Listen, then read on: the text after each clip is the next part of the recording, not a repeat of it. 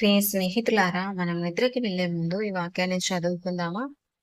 పరిశుద్ధ గ్రంథం నుండి కీర్తనల గ్రంథం 91వ అధ్యాయము 7వ వచనం. నీ ప్రక్కను 1000 మంది పడినను, నీ కుడి ప్రక్కను 10,000 మంది కూలినను, అపాయము నీ యొద్దకు రాదు. చిన్న ప్రార్థన చేసుకుందామా? మహోన్నతుడవైన తండ్రి, గొప్ప దేవ, ఆశ్చర్యకరుడానికి వందనాలు నాయనా. గడిచిన పగలంతా నీ రెక్కల నీడలో మమ్మల్ని భద్రపరిచినందుకై వందనాలయ్యా. ఈ రాత్రి వేళ సమయంలో మీరిచ్చిన శ్రేష్టమైన ఆహారంకై స్తోత్రాలు చెల్లిస్తున్నాము తండ్రి. ఈ రాత్రంతా నీ కృపలో మమ్మల్ని భద్రపరచి తిరిగి ఉదయకాల సమయంలో నిన్ను స్తుతించే బిడ్డలుగా మమ్మల్ని ఉంచినందుకై వందనాలు చెల్లిస్తున్నాము. అయ్యా, ఈ రాత్రి వేళ సమయంలో మీరు ఇచ్చిన కృపను బట్టి నీకు స్తోత్రాలు వందనాలు చెల్లిస్తూ మమ్మల్ని మేము తగ్గించుకుంటూ నీ నామాన్ని హెచ్చిస్తూ నజరేయుడైన యేసు క్రీస్తు నామం పేరిట అతి వినయంతో ప్రతిమాలి వేడుకుంటున్నాం తండ్రి. ఆమేన్.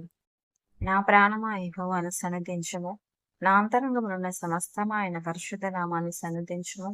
నా ప్రాణమా యెహోవాను సన్నిధించుము, ఆయన చేసిన ఉపకారములలో దేనిని మరువకుము. ఆమేన్.